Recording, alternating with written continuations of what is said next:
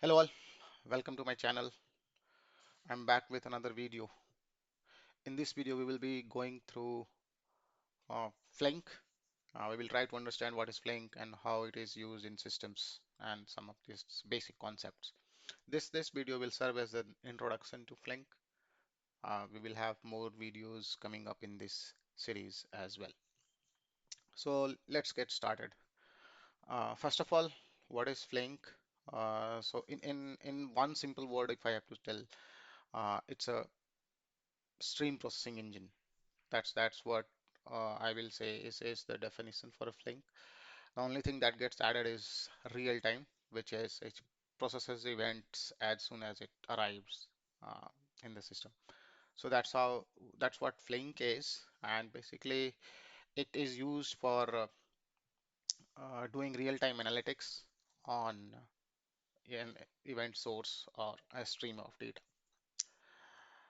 Featured wise, this is called next generation engine of stream processing. There were other stream processing engines like Beam, Storm. Then we had Spark streaming. These all are good. They have their own pros and cons, but Flink was the one answer mostly people would have thought that will give a scale as well as the low latency numbers that was required and with a high throughput. Flink is very robust. It is fault tolerance. It recovers. It has concept of app restarts and task restarts, which try to recover the failed tasks automatically. It has a rich set of libraries as well that we can work with ML, we can work with graph, we can work with normal analytics as well. So it provides a lot of libraries that can be reused. Now the app state is means that the app state is rescalable. Like it means that it can grow and shrink. Like the resources, the cluster resources can grow and shrink to accommodate spikes. Flink follows exactly one semantics, so only the event will only be delivered once. It won't have data accuracy or consistency issues because of that. Uh, it also supports event time handling. Event time handling is very important for real-time systems because it allows us to process the data based on the time when the event was generated rather than it was when it was arrived in the system. So it helps with maintaining the order, it helps with maintaining the right sequence of events as well. Uh, it supports state management. Flink maintains and updates the states in a durable location and newer versions of Flink with Flink 2.0. This will have a disaggregated state manager as well, where the states will be offloaded to an object storage. But that is in the Flink 2.0. So if we have to see the contents of this blog in a flow wise, so we will discuss about deployment, how it is deployed. We will discuss what is the data flow of Flink. We will discuss different execution environments, and then we will see uh, what are the components of Flink that make a Flink system. So let's talk about the execution environment, which is nothing but batch and stream. So there are uh, two types of I will say stream event processing mode. One is batch, where we stream the records of certain time, create a batch out of it, and then process it. And the other one is real-time stream processing. We feed the data to the processing engine as soon as it arrives, and we process it. We do not uh, accumulate the data beforehand. So if it has to be accumulated, it will be done while processing, not before the processing triggers for that. So in simple terms, we can think it of as means handling the event as soon as it arrive. We don't buffer it to make it a batch and then do the processing on top of it. Stream processing both can be stateless as well as stateful. Stateful stream processing means that the state is shared between different events, and stateless means when there is no state shared. So that's a basic concept of batch and stream. Let's talk about the Flink ecosystem. So what are what are the things that are present in Flink? So at the base, we have the files, objects, and database and streams where we get the data from. We have certain resource managers like cloud, local, Kubernetes, and Yarn. We have engines. So engine is what makes the computation work. So Flink has a runtime which is called data flows engine.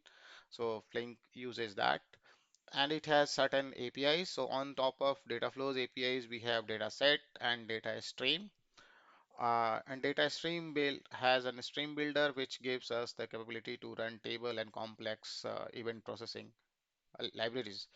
On the same way as dataset, we can also have a batch optimizer and use table for a table library there as well. And Jelly and FlinkML, all those libraries work well with a batch system.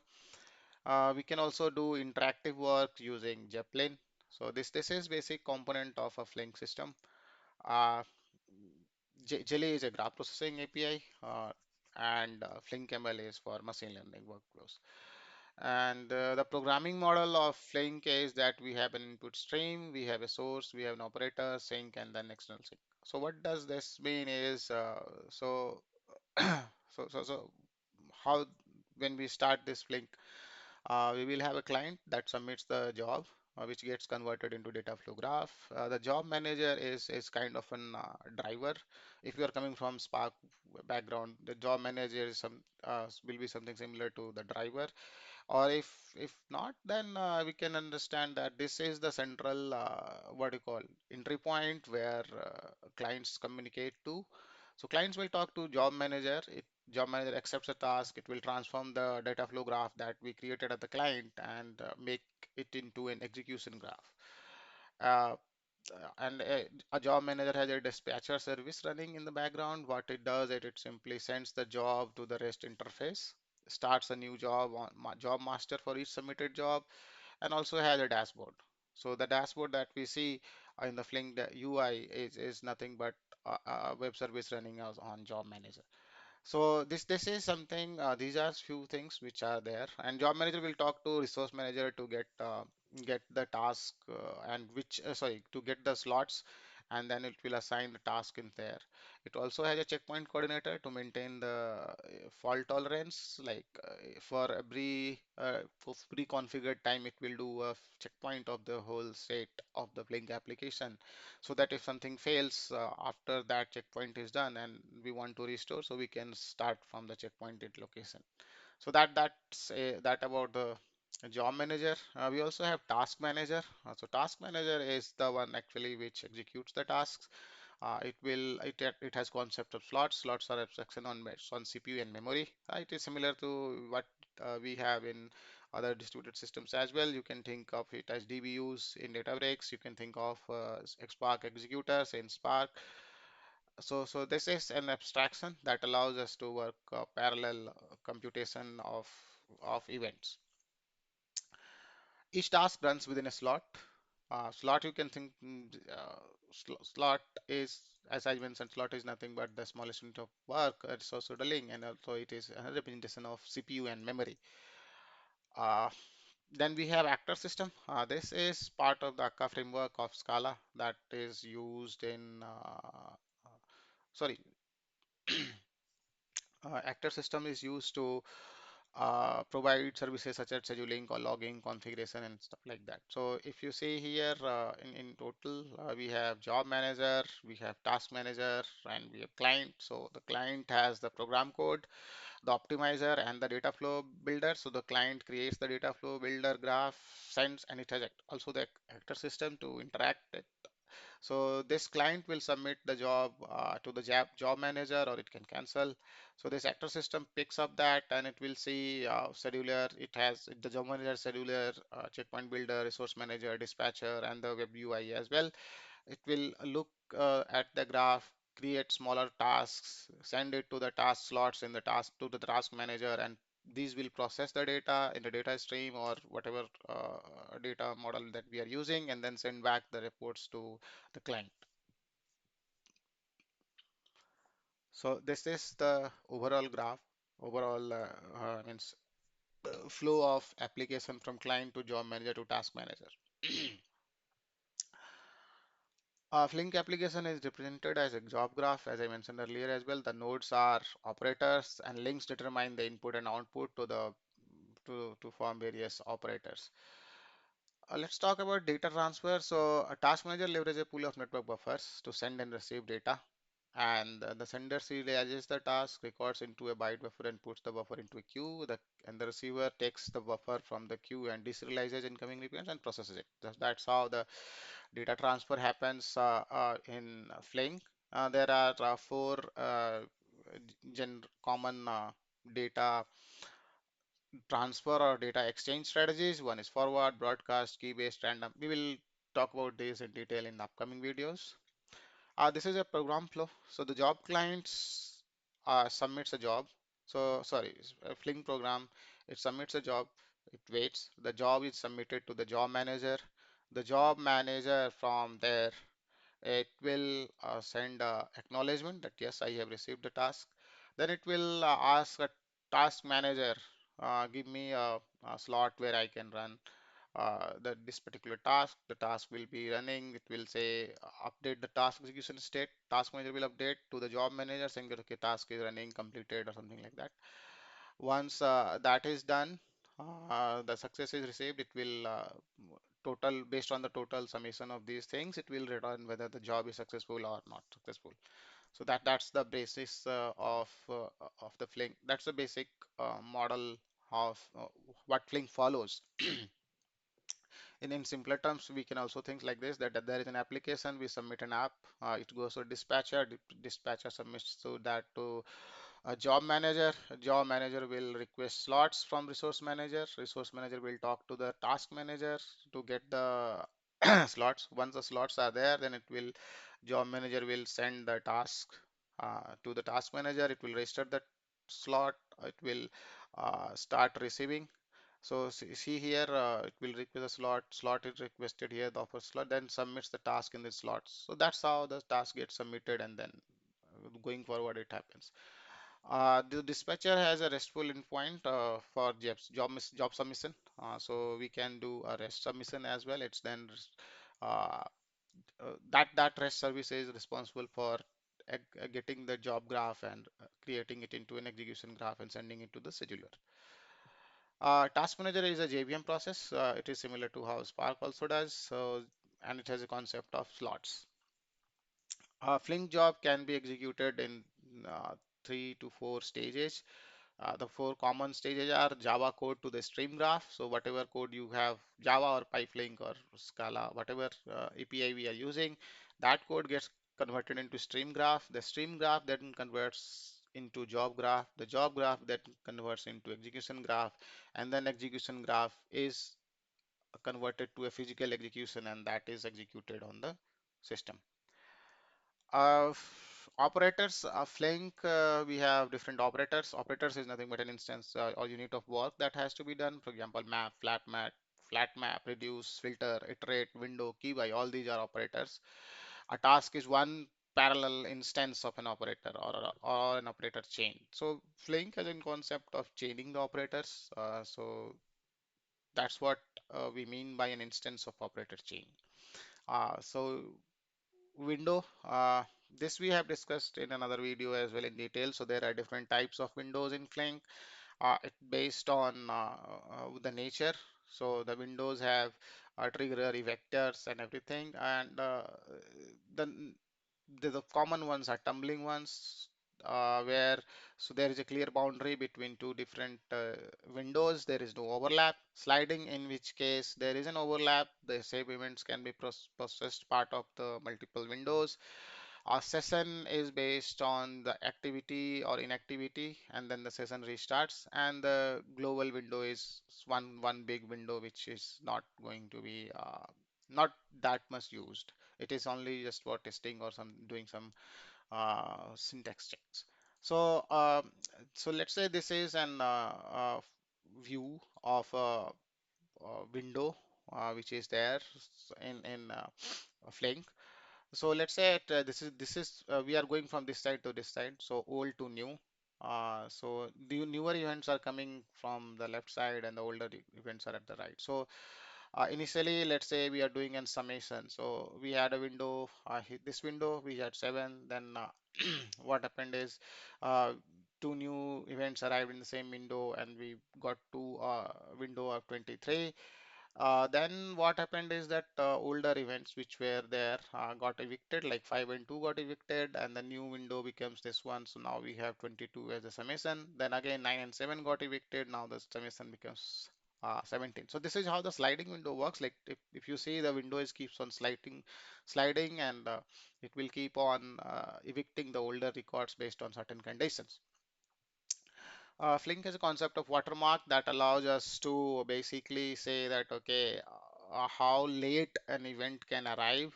So, uh, what will happen is if the event arrives late, it will still be processed if it is below, it is within the watermark of that particular window. Uh, Time notation. So Flink has three way of processing the event. The processing time, which is at the time which the event is getting processed. Then event time, which is the when the event got generated, and ingestion time is when the Flink received that event for processing. So based on these semantics, it can run, it can process the data. Uh, Fault tolerance is something which is done through the state backend.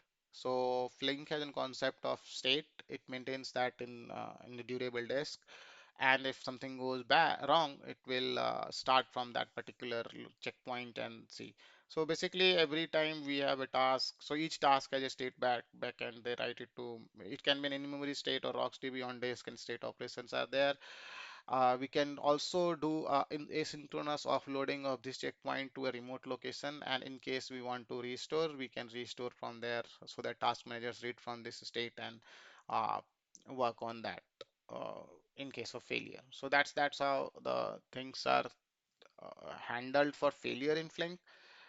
Um, State in Flink, we can simply say, and we can say an in-memory snapshot of the state of the application. So that's what the state is. And RocksDB backend is the one which is heavily used in places because that is very fast.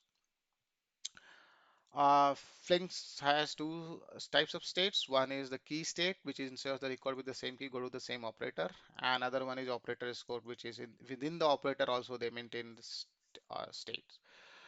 So checkpoints and everything, it's similar to what it is to other systems. Like we do have checkpoints where we trigger a checkpoint, we see the snapshot, we have the barrier and alignment to uh, coordinate the snapshotting process, and acknowledgement of the completion of the process is also there. So this is something which is used for used to make Flink reliable and fault tolerant. Uh, Flink also has a concept of save point. So as checkpoint happens automatically, like at a defined window, but if we want, we can trigger and save point ourselves when we believe the system is most optimal for us to maybe fall back to. So that's where we get an option of running a snapshot.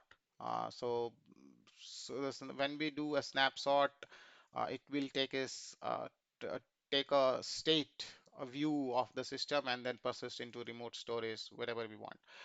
Uh, the the URL or the strategy, the layout of the snapshot will be like this. It will have job ID, then it will have the base class, the hash of the operator ID, then it will have the task index, the task instance ID, and then a random UID, and then so this whole thing, the base class plus the task instance ID is operator ID. So this is how the files will appear in the system for a checkpoint directory.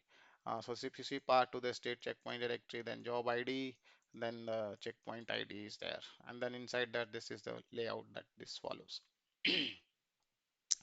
Now, coming back to choosing the Flink APIs, which API that we should be using to run our job. So basically, Flink offers different APIs. Like it open it has what we called process functions. Then we it has data stream API. Then it has table API. That Flink SQL, which is another SQL interface. So if we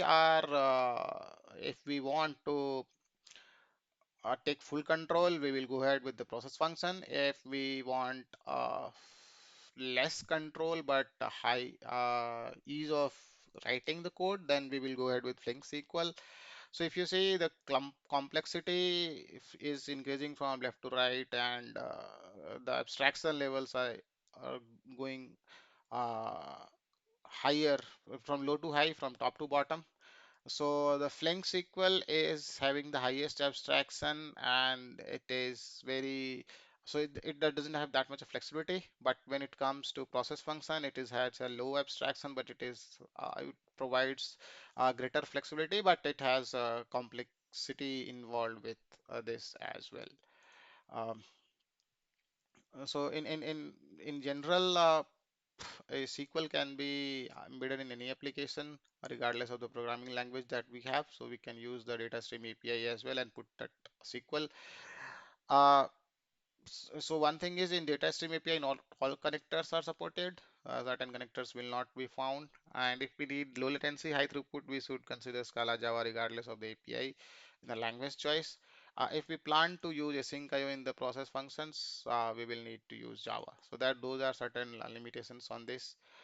Uh, Data and task parallelism in Flink are, for example, this is just a mapping between, let's say, Spark and Flink. So RDDs are mapped to data flows, Spark MLDB is mapped to Flink ML. Customer memory management is mapped with automatic data manager. DAG based execution happens in Flink, but sorry, in Spark, but Flink does a cyclic dependency graph. In Spark, the latency is in seconds. Here we have sub-second latency and other things like explicit back pressure is there, but in Flink, the back pressure is handled in built, and we don't have to consider that much. So this was let's talk about few other things, like what are the cluster deployments options available. For example, we can run Flink with standalone, we can run Flink with Yarn, we can run Flink on Kubernetes.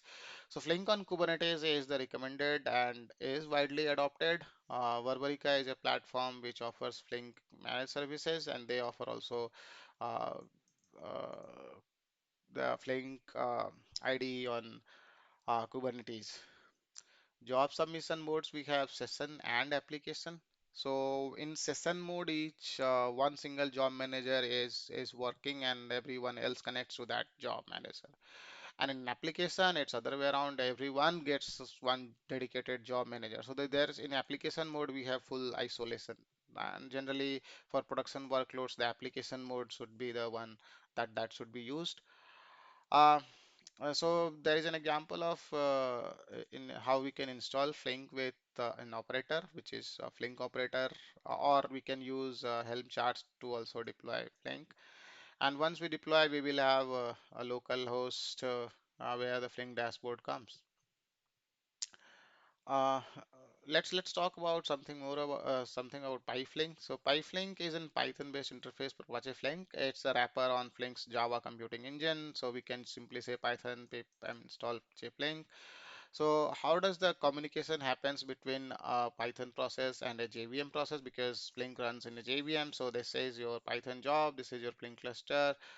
So the Python task, what Python code has, and so it talks to the JVM environment using a Py4j adapter.